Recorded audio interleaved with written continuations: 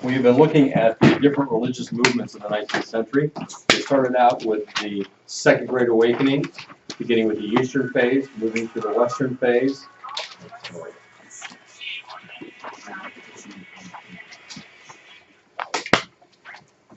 And from there, we moved to Finney's revivals. And from there, we looked at the rise of many of the different cults that are a part of our country today and found their beginnings in the wake of the Second Great Awakening. We're now going to move on to the next religious movement as the Second Great Awakening has died out, as Finneyism has died out, the cults have arisen, and America has begun to sunk into a less than Christ-centered phase. Once again, bringing about the need for another revival. This one takes place in 1858. It's one that not many people have ever heard of, called the Laymen's Prayer Revival of 1858. So entitle this section with that, the Laymen's Prayer Revival of 1858. As always, we want to begin by looking at the need for revival. Oh, it was already there, wasn't it? Okay. There was political strife, which caused a turning from religion. So a lot of people were caught up in the political scene. There's a lot of stuff going on, a lot of animosity between sides concerning slavery. The election of 1844 was a very contentious one. It might remind you of the one that we had just a couple years ago. The Mexican War was causing a great deal of animosity between people, those that were for the war and those that were against it. So political strife seemed to be the focus of everyone's attention. I think we can compare that to today. If you get on Facebook or Twitter or any other social media, you find that if you put something political on there, you're going to get some really strong reactions from certain people. And that seems to be something which occupies a lot of people's attention, is the political scene today. And so many times it seems that Christians are getting involved today in what's going on in politics, sometimes to the exclusion of what they ought to be about, and that is the kingdom of God and promoting Christ. I'm not saying we shouldn't be involved in politics, because I really think that as Christians we need to be. But sometimes our political concerns can overshadow our spiritual concerns, and that is not correct. All right, the next thing is the extremes of the Millerite apocalyptus shook the confidence of many. So when they saw the Millerites, up on the hillside waiting for Christ's return, he never did. That kind of took away some of the confidence that people had in Christianity. The frothiness of the Finney era, by that the kind of surface emotionalism that was a part of Finneyism and many other groups that were similar to that, caused others to complain of religion's superficiality. It was not very deep. It was at a surface level, and that was indicated by the number of people that kept getting saved over and over again at Finney's revivals. Thirdly, ecclesiastical schism turned many ways. So there were divisions within churches. I should have commented on each one of these. We see some of this today. We see this today too, that there is a lot of Christian religion, Christian teaching, Christian emphasis today that really does seem to be very surface. It seems to be a lot of frothiness. Just watch some Christian TV sometime, and maybe some of you even see it in your churches where things are just based on a surface understanding, emotionalism. And I know that's something that I have heard from students here for a number of years now, that in chapel you wanted to have something more than that. You wanted to go deeper than the normal surface level kind of Christianity that we normally get, and much to your credit if that's what you desire. The ecclesiastical schism, there was division within churches. We find that today as well. Just recently there was a an international meeting of a particular denomination in which they were voting on whether to accept practicing homosexual clergy and the marriage of homosexuals. And because there were more bishops from Africa and South America than there were from England and America, the resolution to keep the biblical standard, the traditional view they were calling it, passed, much to the chagrin of many American pastors in that denomination. I've seen signs on the buildings of some of these denominations indicating where they stand. You know, they're accepting everybody. So if you have a biblical standard, that means you're rejecting people, which of course is not the case. But we do need to point out what is sin and what is not. It's sad that, well, we'll go into that, personal contact there. So, schism in the churches. A period of unprecedented financial and commercial prosperity had an adverse effect. Haven't we seen that over and over? Not in U.S. history, you see it over and over in the history of Israel too, that when prosperity comes, people lose their focus on God. They become focused on their wealth, on gaining more and more rather than on Christ. And the nation's third great economic panic occurred in 1857 due to over-speculation. Banks failed, bankruptcy was multiplied, unemployment was rampant. This over-speculation is referring to what people do in order to gain more money. They borrow money in order to purchase, in this case, I think it was largely land. It could be other things, and maybe in the stock market, as we found later on in the early 20th century, people were over-speculating. So they were, in other words, they were purchasing shares in stocks or in land or in mines, whatever it might be, and maybe those didn't work out so well. So now they've got to pay back the loan, but they don't have the money to pay back the loan, and so the bank that loaned the money, they also borrow money from other banks, and so they can't pay back the loan from another bank, and so it kind of has a snowball effect where there is an inability of people to pay loans, and so banks begin to fail, and they begin to crash, and that leads to an economic panic, and that's very similar to what happened in the 1920s. By the way, because we won't get there in this class, the stock market crash did not cause the depression. It was a symptom of what was happening. The stock market crash was a symptom of what was going on in the country, not the cause of what was going on. All right, because a lot of people have a misunderstanding about that. All right, so the need for revival, we have several. Political strife, the extremes of Miller, and we could say Finney was an extreme too because of the surface level. Church schism, church division, prosperity, and an economic panic. Now that doesn't show so much the need for revival as one of the things that got people thinking about revival. Okay, everybody got that? Oh, so how did this revival occur? What was the course of it? It actually begins in Canada in the summer of 1857 under the revivals meetings of Phoebe and Walter Palmer. As they were having meetings from place to place, all of a sudden they saw their numbers increasing greatly.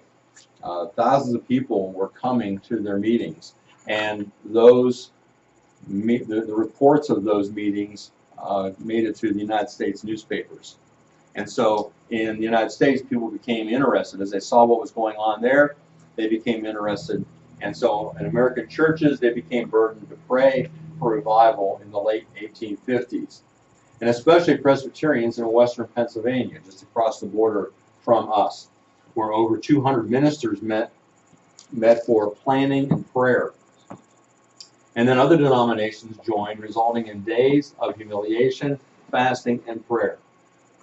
Again, we've seen this before. We've seen where God has begun to work on the hearts of his people to pray. And that when God begins to work in that way, you can begin to look for God to work in bringing about revival. Doesn't always happen. There have been times in the last 20 years or so in which in this area, I thought I saw God beginning to work in that way. I saw people gathering together for prayer in Youngstown. And sometimes I saw young people gathering together for prayer. It seemed like there was an interest, and I thought maybe God is going to do something again, but it seemed like those things in recent years have petered out. Maybe God will do it again, but if He's going to do something, if He's going to bring another awakening to this country, it's only going to happen if He first works in the hearts of His people and gets them together to pray.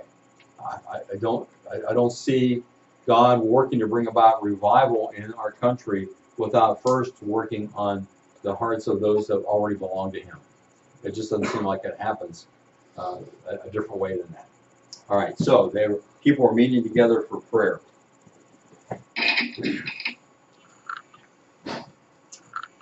The actual beginnings of revival are in the United States, take place in New York City, where a man by the name of Jeremiah Lanphier was hired by the Dutch Reformed Church as a lay missionary. They hired him to go out and to try to get people into their church.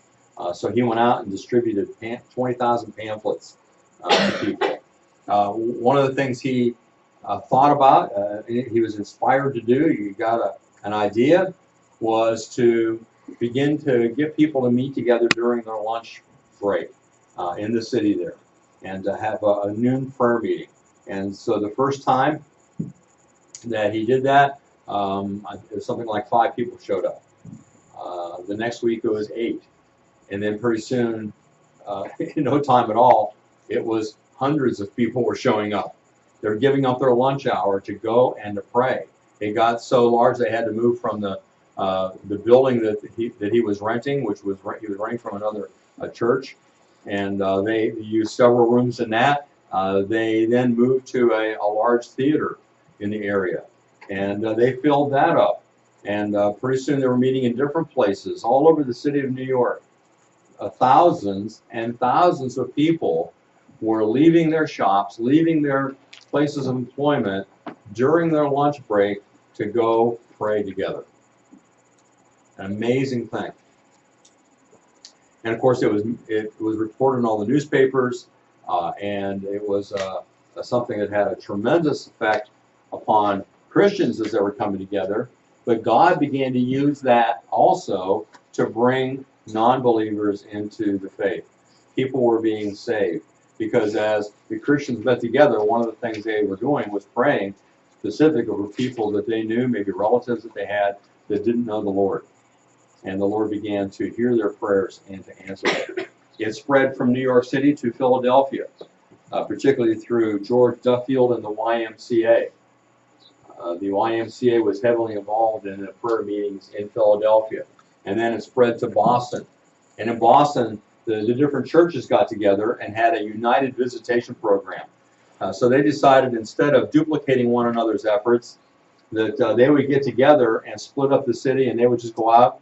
And their purpose was that every home should be visited by someone, some Christian, bringing the gospel to them. And it's interesting, even some churches that wouldn't normally fit into an Orthodox position, like the Unitarians, were involved in this. They go figure that. So in Boston, revival took place. And then it spread from these larger cities to smaller cities and towns. And if you read about it, not much has been written about it. I do have a book written about this that if you're interested in finding the details, and I'm not giving you many details, I'm giving you kind of an overview. But if you're interested in that, you can find the information. Maybe there's information online, and certainly in a book that I have on the Great Prayer Revival. So it continued to spread from the cities to the towns, and all around prayer. Now I want you to understand something about the character of the revival of these meetings.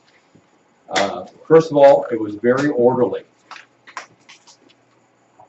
The leaders were given strict directions for conducting the meetings. You know, because you had, in cities, you had different meetings all over the place. And the directions were that they were to only last 1 hour, and this is how they were to proceed. And these rules would be posted so everybody could see them.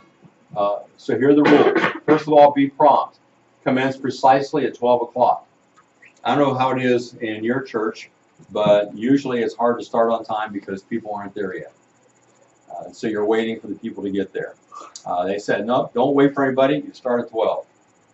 But I don't get off work until 12. It takes me 5 minutes. Well, you'll get there late then. We're starting at 12. And that's what they always did. The leader is not expected to exceed 10 minutes in opening the meeting. You know, have you ever been in a meeting when somebody talked too long to introduce the meeting? Okay, let's get on with it, right? And so that's what they said.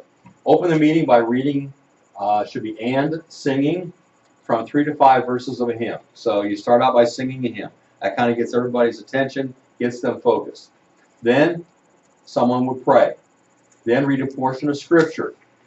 Then say the meeting is now open for prayers and exhortations, observing particularly the rules overhead. In other words, the rules that are posted there. And you'd read 1 or 2 requests at a time, requiring a prayer to follow. So the procedure was that people would write down their requests and turn them in. And the moderator, the leader, would read 2 or 3 of them, and then they would stop and say, okay, let's pray for those things. You know, I don't know if you've been to a prayer meeting or not, but sometimes you get a whole long list, and you're supposed to pray for the whole thing. You know, as we have prayer in class here, we usually have just a few items, so it's not too hard to focus on those few. But, you know, you're not dealing with a whole list, you're dealing with a couple things at a time, and that enables everyone then to give their attention to those few items.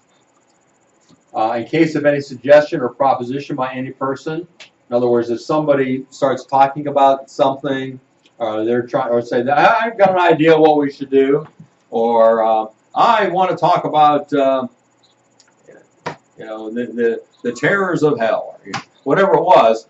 They say you're to say, no, this is a prayer meeting, and you're out of order. And so if somebody wants to use that as a forum to talk about their particular issue, you're to stop them, say, this is a prayer meeting, and then immediately call on somebody to pray. You know, so not too many people are going to continue talking if somebody's praying, right? So that kind of nips that in the bud right there. Give out the closing hymn 5 minutes before 1 o'clock. So you have a hymn to start, and you have a hymn to end, and then request the benediction. That is a final prayer from a clergyman if one is present. But they're not dependent on the clergyman. This is a totally layman-centered movement. That's why it's called a layman's prayer revival. So call on someone to pray, and then you're out of there by 1. So it's an hour long. You're there. You're spending most of the time in prayer, and then you leave. Any questions about the procedure? What do you think about the procedure? That seem like a good idea, the kind of guidelines they came up with? Or not?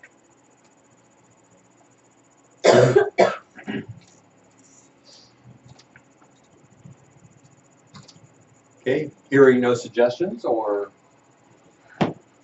observations, we'll continue with the characteristics of the movement. It was almost entirely a layman's movement. The principal means relied upon were the daily union prayer meetings. Every non-sectarian, including Baptists, Presbyterians, Episcopalians, even Unitarians and Universalists, were a part of this. It wasn't tied to any particular denomination or church.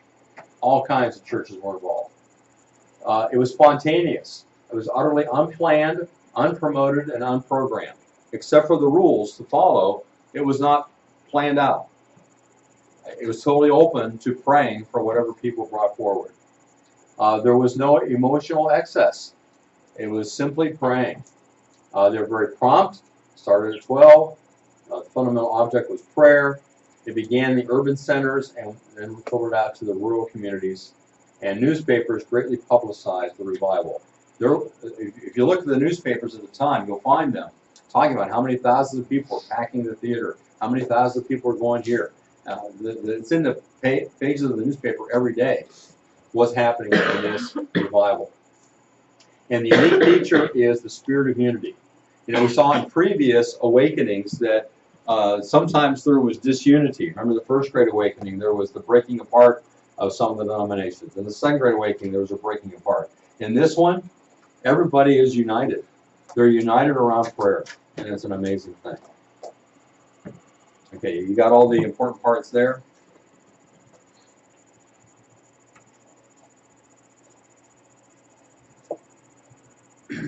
Try to be concise. Don't write down everything. All right. Finished.